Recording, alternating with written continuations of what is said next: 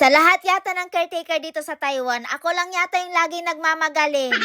Hello mga mareng! Eto na naman ang kaganapan ngayong araw bilang isang caretaker dito sa Taiwan. Ngayong araw ay magmamagaling na naman ang mareng nyo. Sa lahat yata ng caretaker dito sa Taiwan, si mareng lagi ang bida-bida. So bago ako magsisimula sa gagawin ko, ay maglalagay muna ako ng plastic sa paa ko. Kasi nga, baka mamaya ay makuryente ako. Mahirap na mareng kasi yung gamit kong panglinis, di kuryente, tapos may tubig pa. Hinahanap ko yung bota ni Garda, hiramin ko sana. Ang kaso wala, inuwi niya yata. Kaya plastic labo na lang yung pambalot ko sa paa ko. So, eto na nga yung lilinisan ko ngayong araw gamit itong pressure washer. Kaninang umaga, si Garda yung naglilinis dito. Tapos, ako naman, pinapanood ko siya sa ginagawa niya kasi nasasatisfied ako sa paglilinis niya. Tapos, maya-maya, habang naglilinis ako sa loob, tinawag ako ng anak ng amo ko at tinanong niya ako kung kaya ko daw bang gawin yung ginagawa ni Garda. Ang sagot ko naman, I will try ma'am. Kasi nga, never ko pa tong ginawa. Ngayon pa lang mareng. And eto na nga, kayang-kaya ko naman pala. Basic lang kay mareng.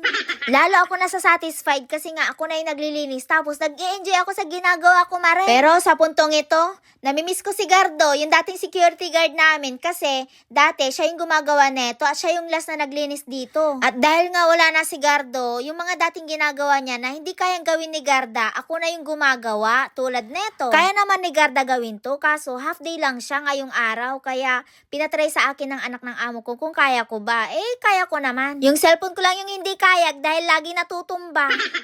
Anyway, alam nyo ba, nung una ay nag-enjoy ako dito sa ginagawa ko. Pero habang tumatagal maring sumasakit ang likod ko. Diyos ko, sigurado maghahaplas ako ng efficacy neto mamayang gabi. Buti sana kung pagkatapos ng pagod buong araw ay may tagahilot, kaso wala. Sariling sikap sa paghahaplas ng katawan ang maring nyo, Diyos ko. Kaya ako maring, hindi ako pwedeng mawalan ng katingko o kaya naman efficacy kasi yan ang kaagapay ko kapag napapagod ako sa pagtatrabaho. Kaya ngayong December maring, baka gusto niyo ako regaluhan ng efficacy o kaya naman salon pass, katinko, ganon. Ay, tatanggapin ko yan.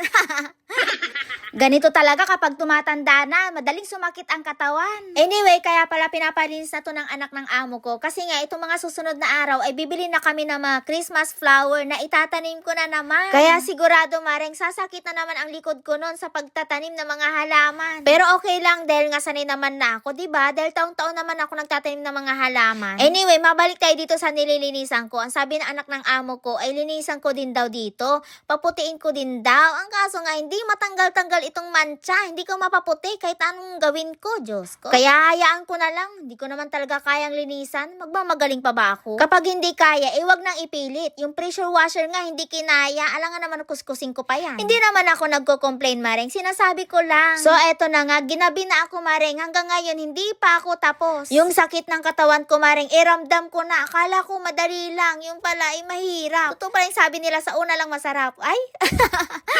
I mean, sa una lang ako nag-enjoy. Ganon. Ang ginagawa ko na lang ngayon ay tinatanggal ko tong mga naipong lumot para bukas malinis. O siya, hanggang dito na lang Mareng. Salamat sa panonood. Bye!